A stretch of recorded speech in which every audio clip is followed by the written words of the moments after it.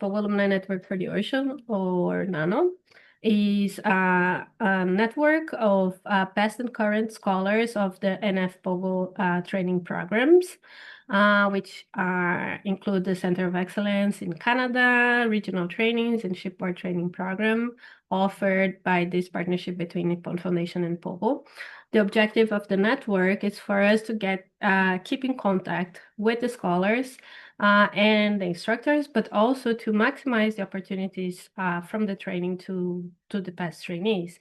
So we offer opportunities for strength networking, to participate in joint research projects, and conduct outreach and citizen science activities. So this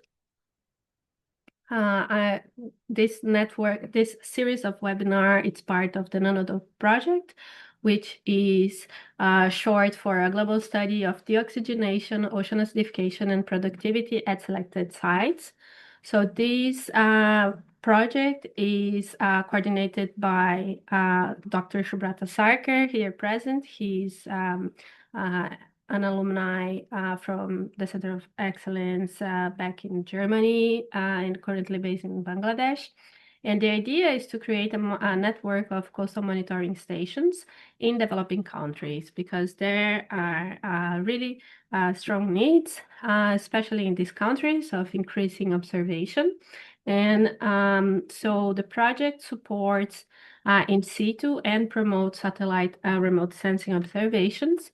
So with very modest support from NFPOGO, the representatives of these stations, they fund they fund field work at their stations and sample every month or every 2 months essential ocean variables at surface. So currently we have 33 stations in 18 developing countries. All of them are managed by our alumni in those locations. So this gives them opportunity to learn more about project manage, coordinate programs. They also use this to promote outreach in their and citizen science in their sites. Also academic work. Many of them bring undergrad and graduate students with them to sample, and they use the data sample at these stations for their academic thesis as well. So one of the initiatives to promote ocean literacy and capacity development from NANODOP is this webinar series, which is now in its 32nd webinar, if I'm not mistaken. And these webinars, they are recorded and posted on YouTube later on. So for today, we are so happy to have Brenda Wanjiku with us to talk about her experience beyond research in ocean. So Brenda is a fisheries scientist and entrepreneur working at the intersection of ocean observation, fisheries, and food systems. So she is the CEO and co-founder of Nutriee, a venture dedicated to transform fish into accessible, nutrient-dense products while reducing waste across the value chain. Brenda is a member of NANO and a current scholar of the Center of Excellence in Canada, where she employs molecular approaches and environmental DNA to understand marine communities. And also very important, and something that we are all very proud of, this year Brenda was named one of the 100 innovators shaping Africa's blue economy by Catapult. Brenda, I already told you, and I tell you again, congratulations. We're very proud of you for this important milestone. So Brenda will be talking about her experience. And one more notice, this webinar is being recorded. So if after Brenda concludes her presentation, we will welcome questions. You can either type it on the chat or raise your hand, and we will give you the microphone to have your question put it. For watching the previous webinars, you can use the QR code or look it up in NANO social media as well. Thank you. I'm sorry I'm talking too much. Okay, Perfect. thank you so much, Lika. Good morning, good afternoon, good evening from wherever you are.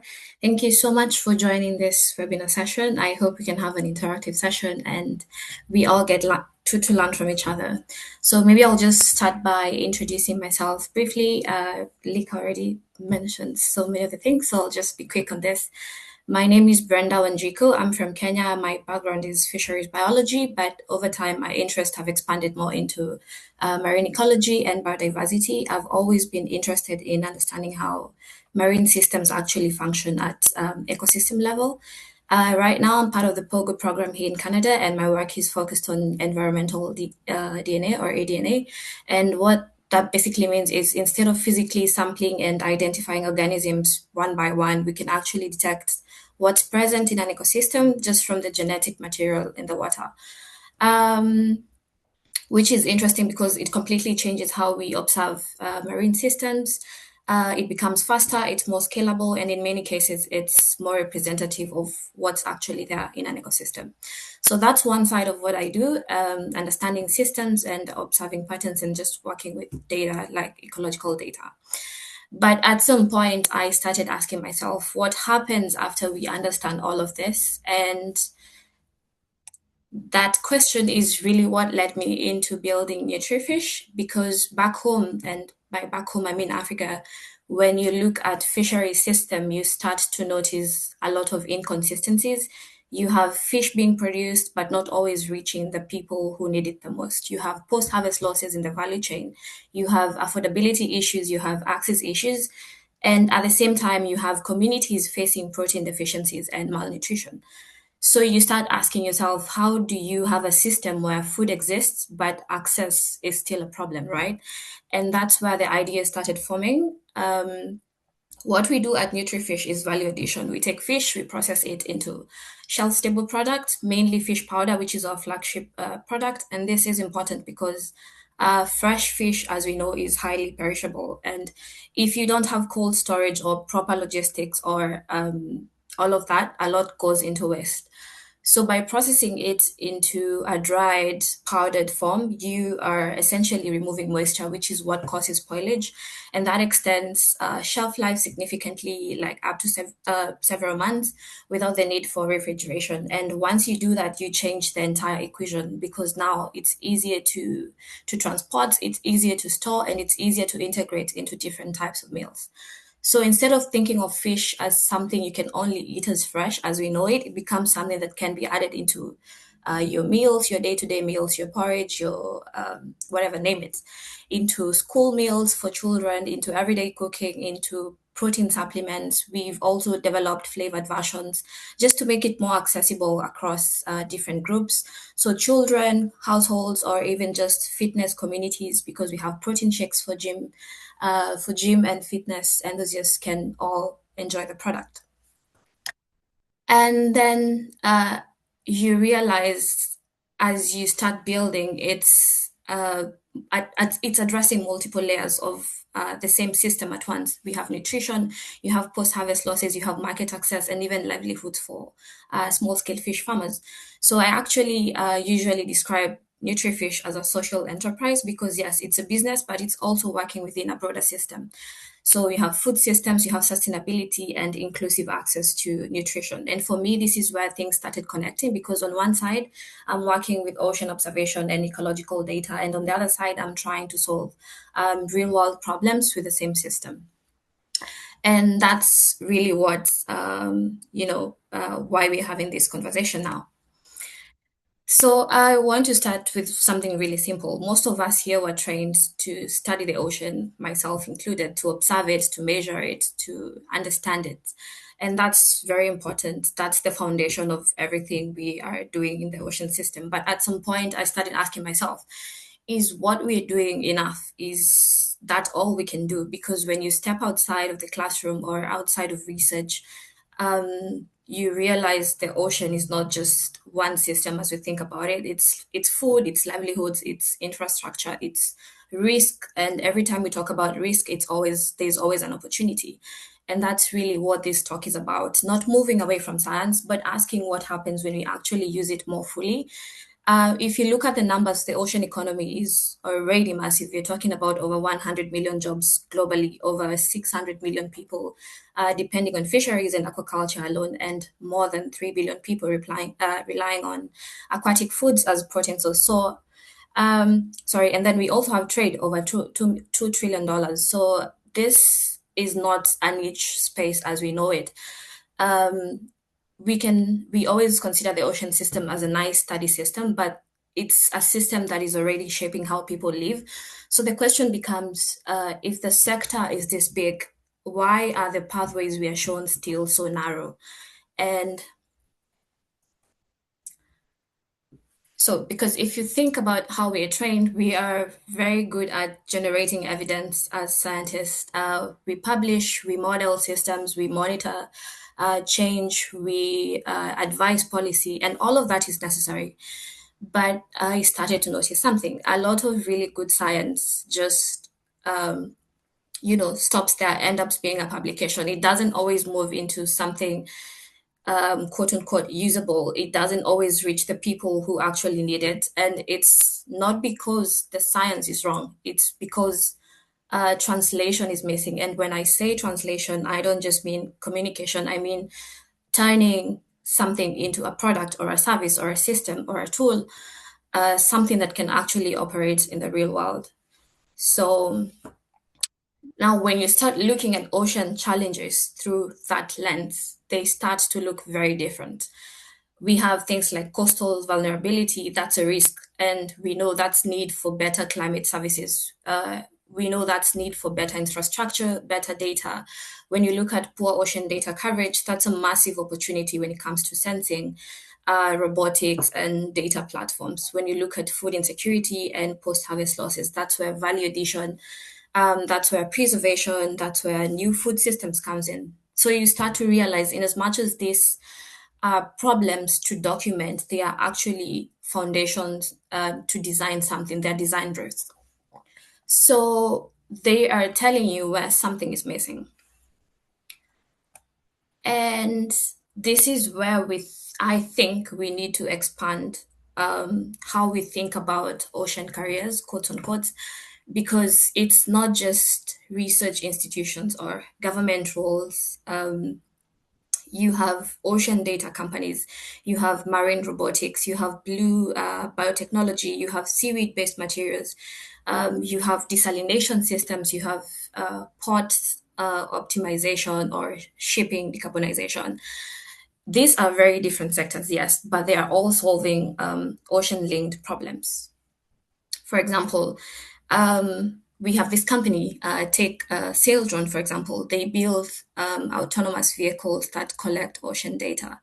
Now that's interesting. It's not just, the technology, it's the fact that they've raised over $100 million, showing that this space is actually an investable place. It's an interesting, very fast growing space that investors look at.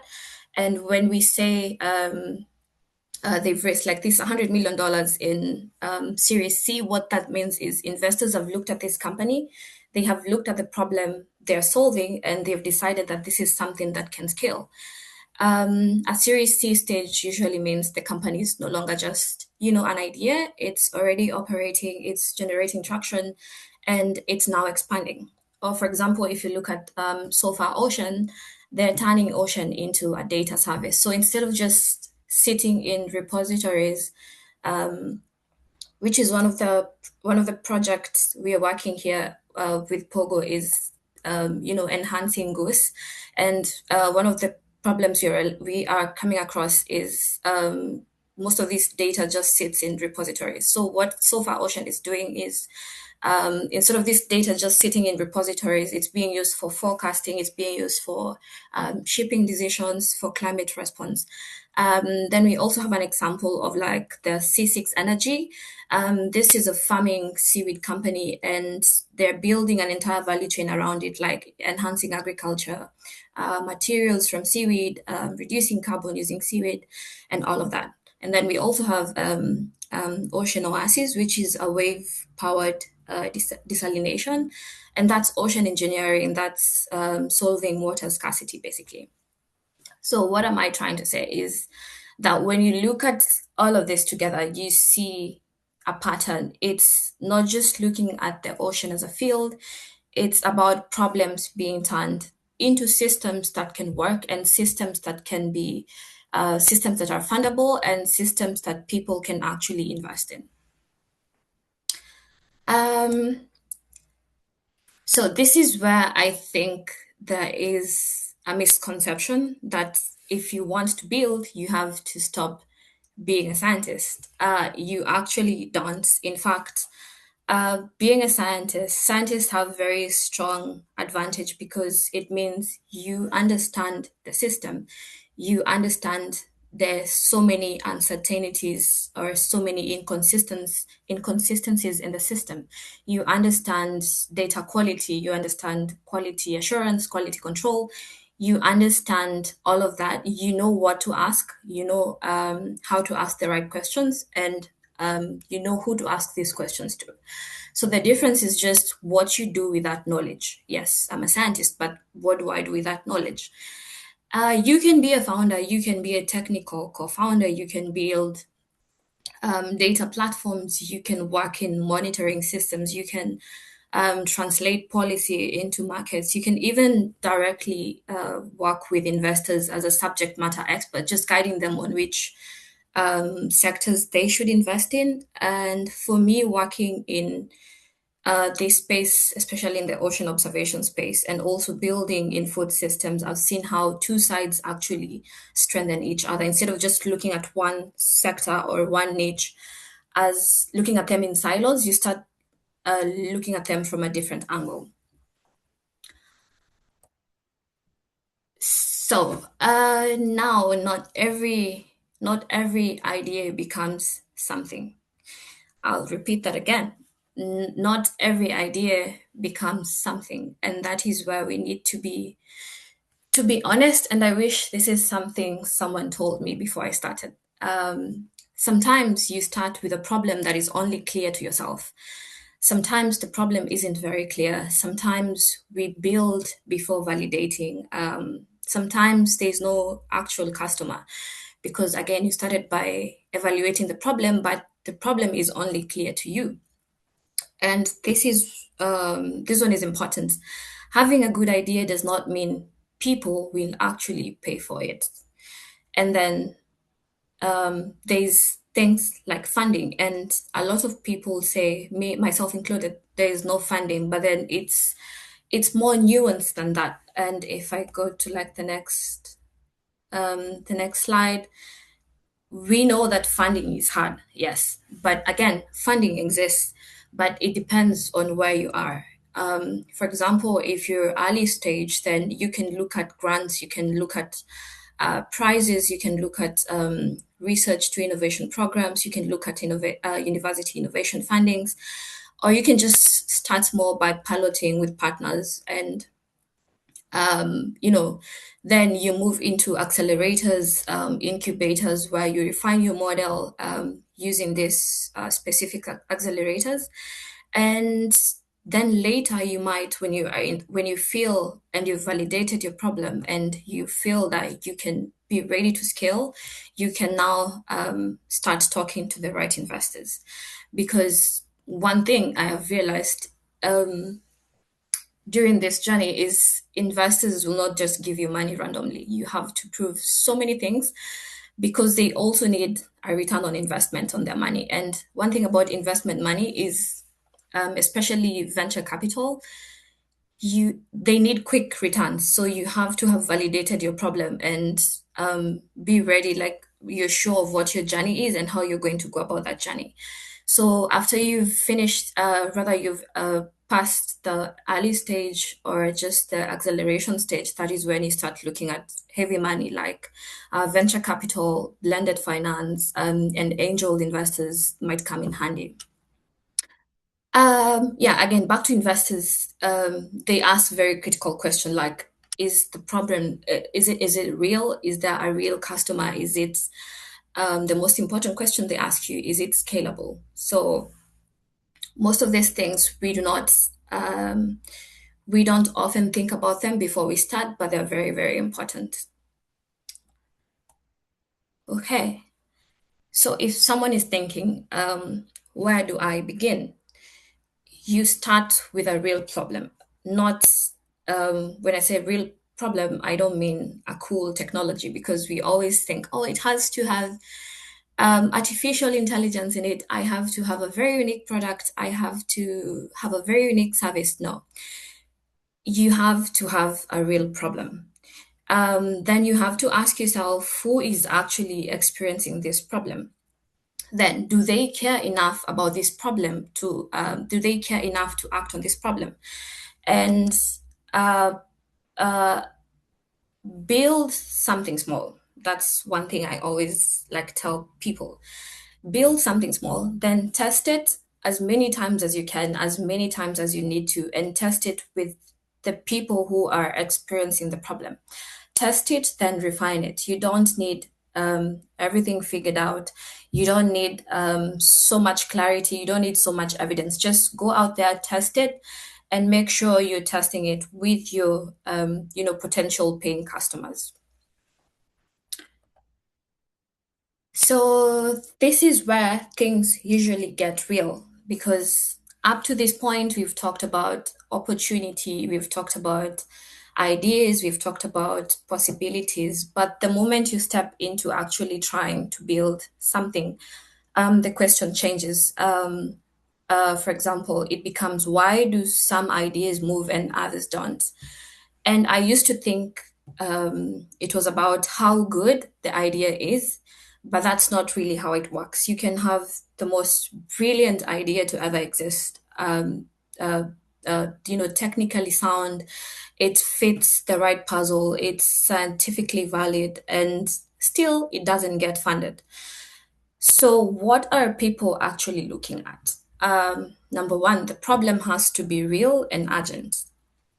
The first thing is the problem. Is this a real problem? Um, is it only an interesting problem to you? Is it just an intellectual problem to you?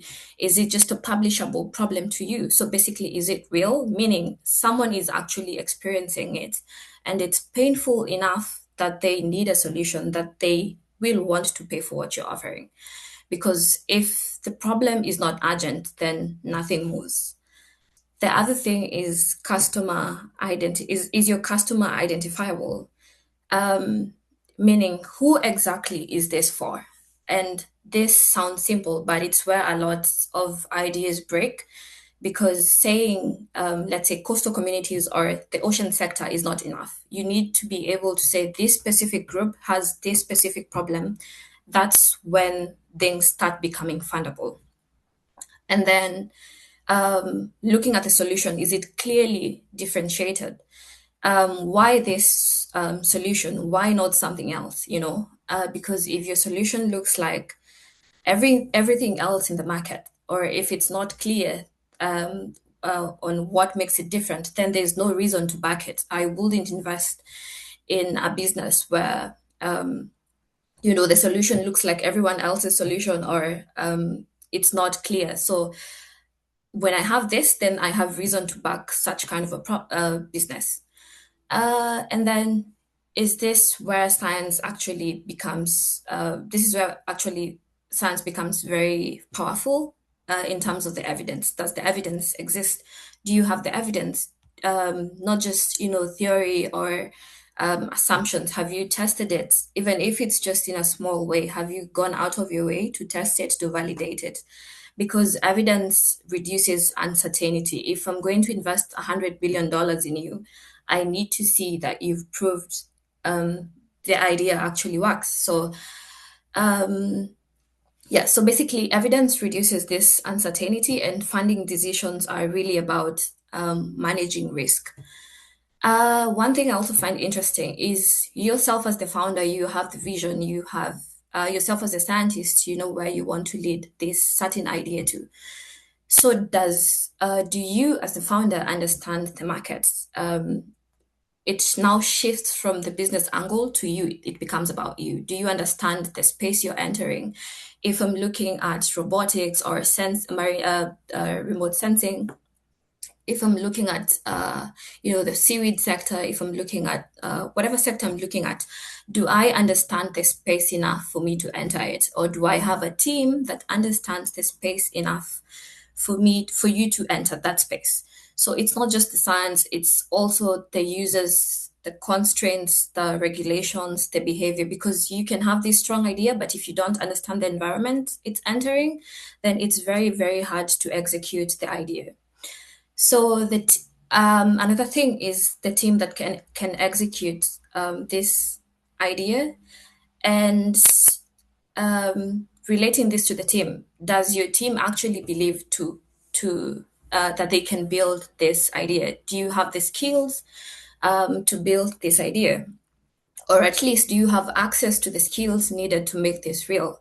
Because one thing I've realized is investors will not just fund this idea, even if it's solving a real problem, or you have your customer base identified, or your economics are good.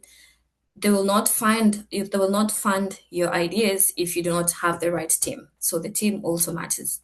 And then, can your economies work? And then that's the part where people don't always like to talk about, because um, for example, does this make economic sense? Yes, it's a brilliant idea, it's amazing, it's fantastic, it's ticking all the boxes, but does it make economic sense? Because sometimes, and it's one thing I've learned across the journey, especially building a social impact enterprise, impact alone is not enough. You might talk to one investor and you're talking all about impact, but they're really not interested about the impact. They want to see the economics of what you're trying to sell. So impact alone is not enough, even for impact focused investors. Sometimes it's not enough. There still needs to be a model that can work. If they're going to invest money in you, they need to see that this model is working. Who pays? How does that value flow? From point A to point B, from point B to point C. And the most important question is, can this actually sustain itself? So that's one thing they also look at. And finally, the scale path is how you're visioning to scale your idea or your business. Is it credible? Can it grow? There's a difference between growing and existing. Can it expand from one location, or from one pilot, or from one project? Because funding is usually tied to scale, and that's how investors recover and basically multiply what they put in. So when you put all of this together, you realize something important. Fundability is not just about one thing, it's about alignment. The problem, the solution, the customer, the evidence, the team, the economics, they all need to make sense together. And this is why a lot of ideas don't move. And not because they're bad, no. Interesting idea. We have interesting ideas out here. We have smart people out here. So it's not because the ideas are bad, but because one or two of these pieces are missing. And until those pieces align, it's very, very hard for anyone to say yes to your idea. So if we take everything we've just talked about, ideas, funding, pathways, what works, what doesn't, what actually needs to change for more of this to happen. Because right now, the reality, if I put it point blank, there's a lot of potential in the ocean space. So much potential if you look at like figures and metrics in this space, but not enough of it is being translated into real solutions.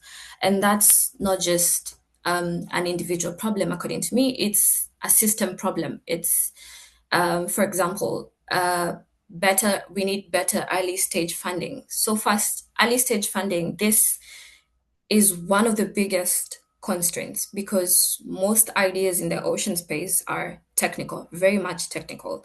You need to test it, you need to validate it, you need to iterate it as many times as you can. And that stage is one of the riskiest stage you can be as a builder, as a founder, or yeah.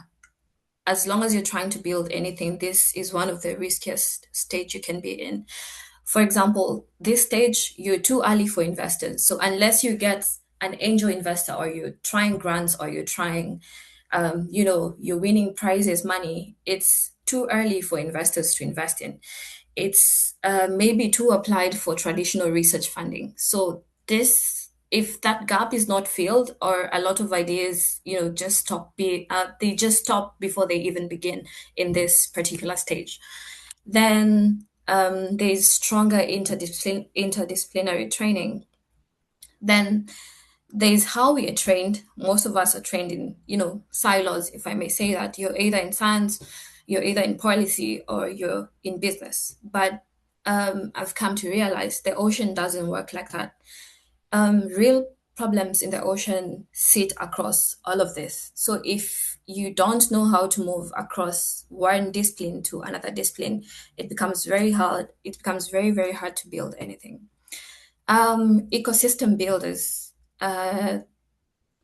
because innovation, you can't innovate, and you can't expect innovation to happen in isolation. That's one thing I always say.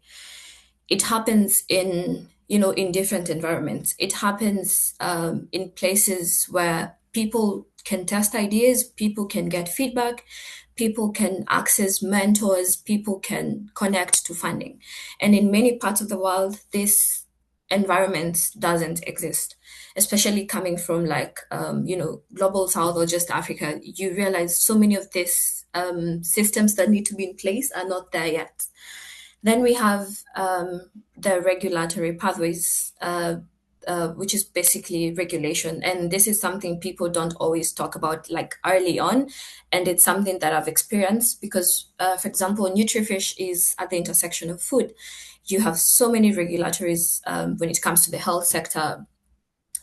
You need so many permits for you to even maybe export your products. So this is one thing people don't always talk about early on, but in the ocean space, the regulation can either enable innovation or completely block it. If it's too rigid, then experimentation becomes almost impossible, and if you can't test, you can't build, basically. And the other thing is visibility. Uh, and when I speak about this, I'm very much intentional because it's something I've experienced, especially for founders from the global south, because the reality is there's a lot of innovation happening like across the world, but not all of it is seen. Not all of it is funded. Not all of it is included when it comes to global conversations. And that creates a very uneven system. And finally, is collaboration between science, between policy, between industry, between communities. Because if this remain disconnected, you end up with good science that isn't used. You end up with good policies that aren't implemented or cannot be implemented because of one thing or the other, and you end up with solutions that don't feel real world problems or real world needs. So I had a very short presentation because I was hoping to have to make this more interactive, leave most time for questions.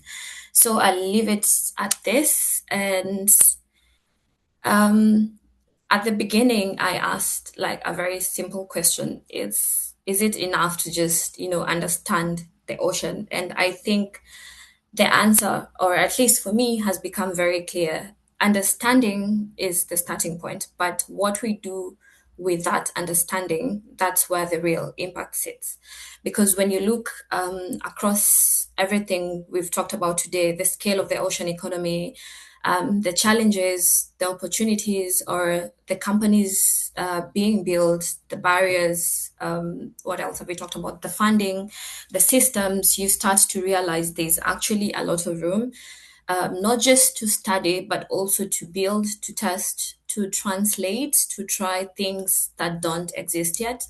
And I don't think this is about everyone becoming a founder. No, it's not. But I do think it's about expanding how we see our role, whether you're in research, whether you're in policy, whether you're in data, or just industry. There is space to move closer to impact.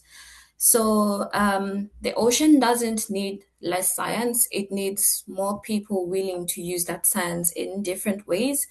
And I think, especially for our generation, and the opportunity is not just to understand these systems, it's actually to try build within these systems. So I'll stop there and I'd like to hear your thoughts or your questions or even disagreements. Thank you. Wonderful, Brenda. Thank you so much. Thank All you. right. Questions?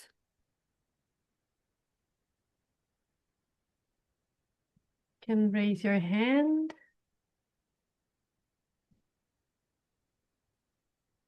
I'm not sure if this is a, yeah. Yeah, you can even put it on the chat. Yes, you can type it in the chat as well. Like I told you, our audience is very shy.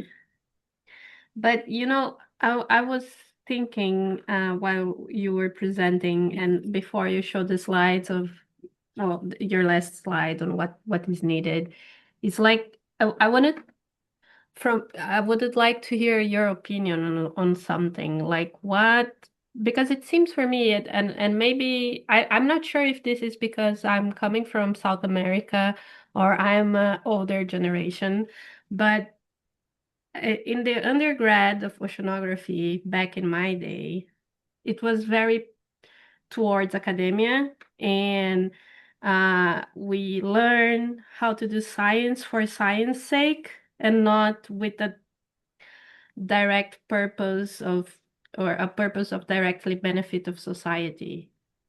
I don't know if I'm explaining myself really well, but uh, and then I see and I think this is amazing. This is the second talk that we have of NANO members that are entrepreneurs as well.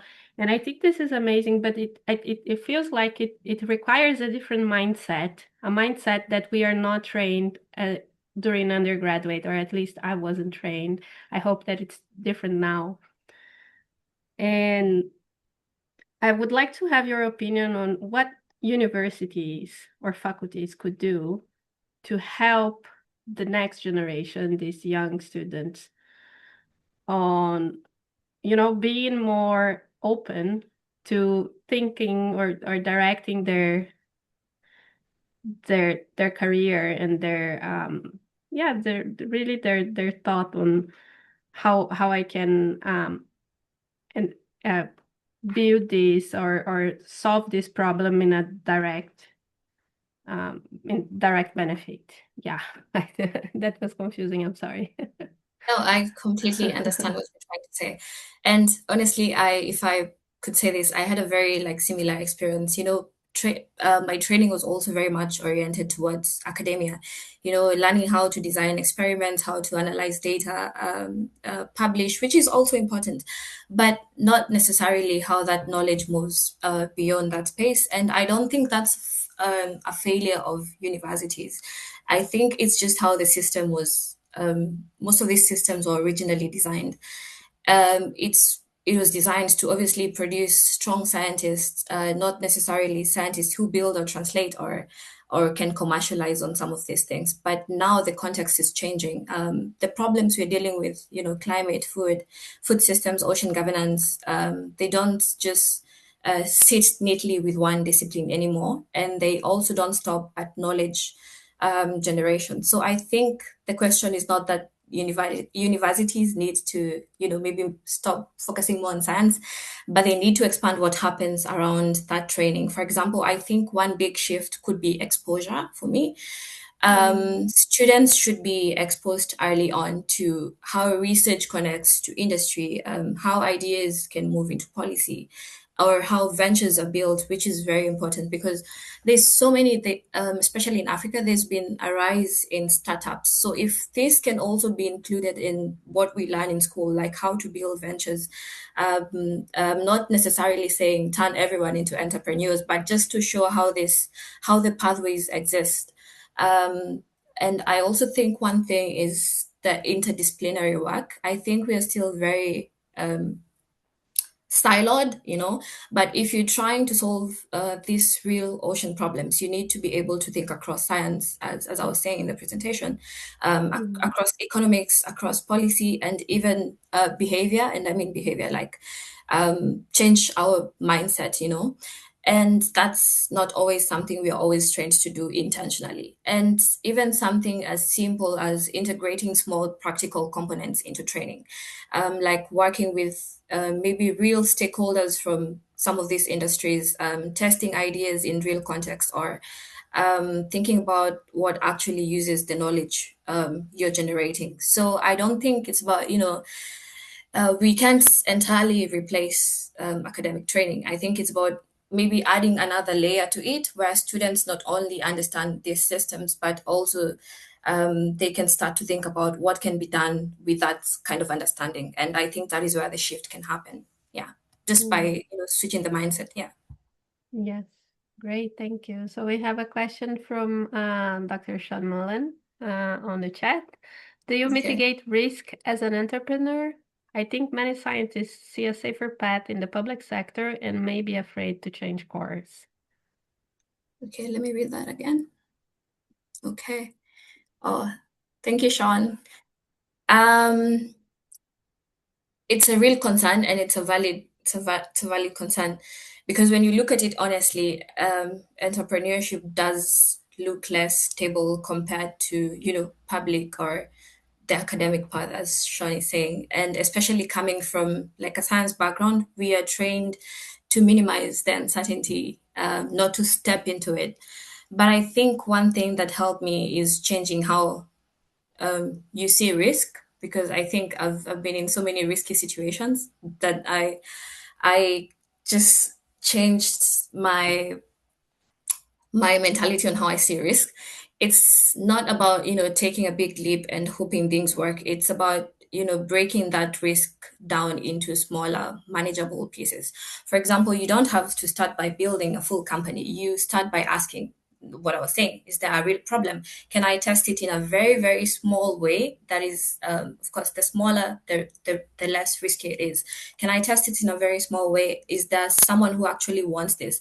So instead of one big risk, you're taking a series of smaller informed steps, and in a way that's very similar to how we do science. You form a hypothesis first, you test it, and then you refine the hypothesis. So you're not abandoning that mindset, you're just maybe applying it to a different context. And I also think it's important to say it doesn't have to be like all or nothing mentality. Some people build alongside their research. Some start with pilots or small projects before committing fully. So there are ways to create a transition instead of just one big sudden shift. So for me, it's less about removing the risk and more of understanding it, testing it, and moving step by step. And I think if you approach it that way, it becomes much less intimidating. Yeah. Mm. Yes, I don't see any hands up. There's some comments from Sham that I'm gonna address soon. So I have one final question from me. It seems like one of the things that you mentioned, it's important to be surrounded by a team. Yeah, the team is also very important, especially when you're looking for funding and something. But how do you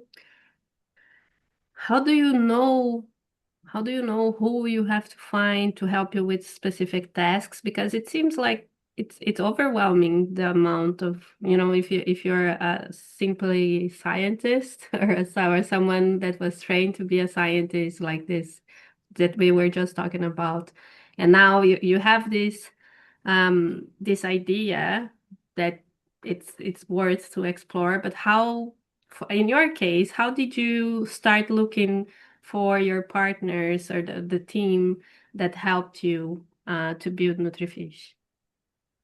That's a good question. Truth be told, it's actually a very overwhelming experience at the beginning.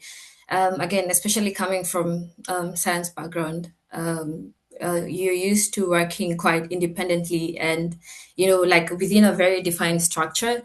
But one thing I think that helped me a lot is realizing that um, you actually can start by building a full team. You start by, again, takes me to my main um, notable point in this discussion. You start by understanding the problem you're trying to solve, because that way you know who to contact, who to reach out to.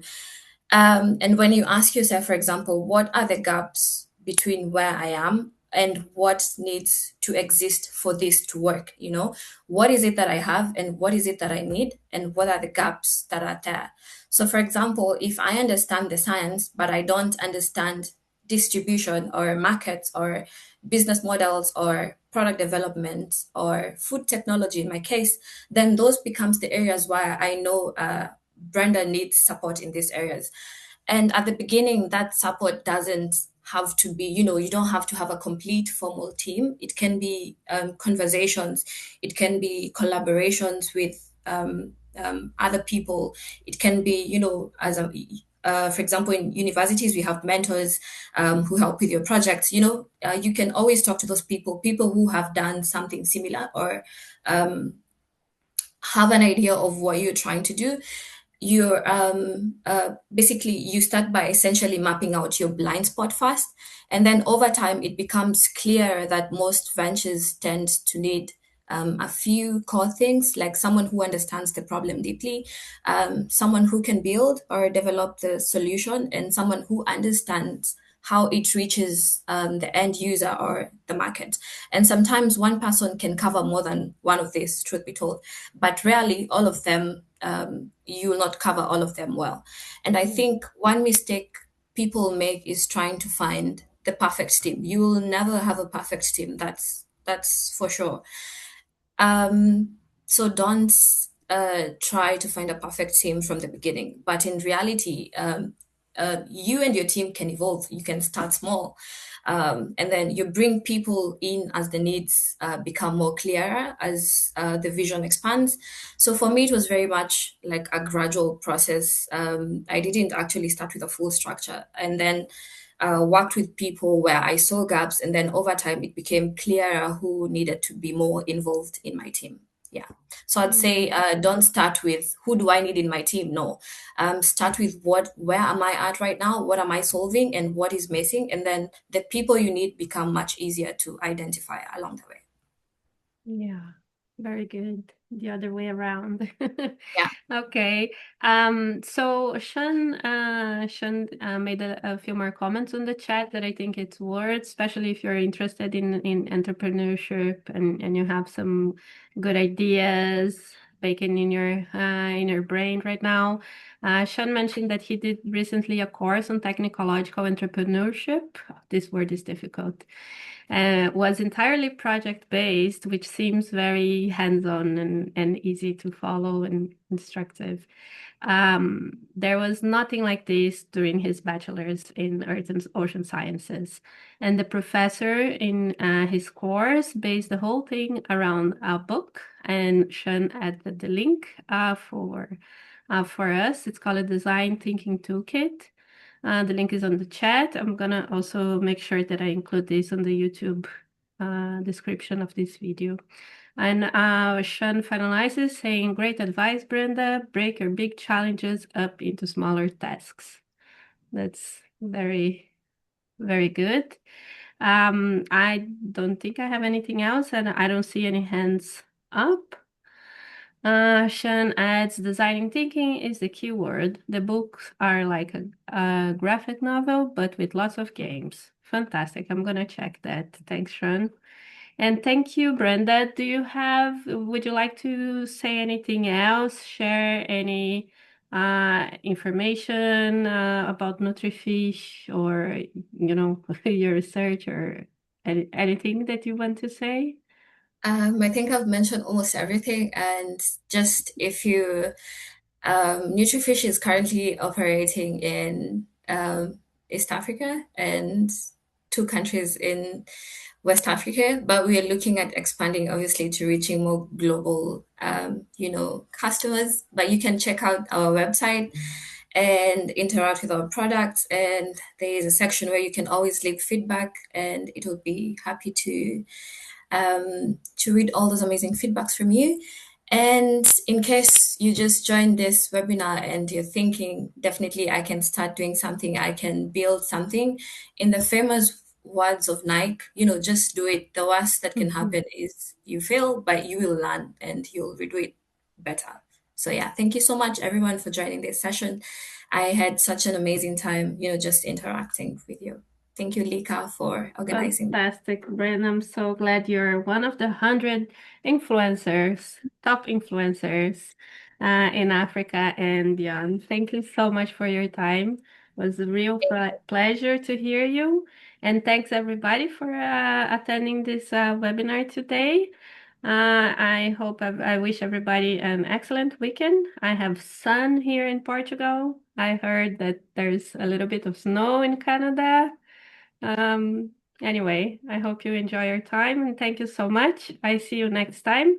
If you have any ideas for a future webinar, please email us, let us know, and we will find someone to talk about it. Thanks, Brenda. Thanks, everybody. Thank Bye-bye. you. Thank you. Bye.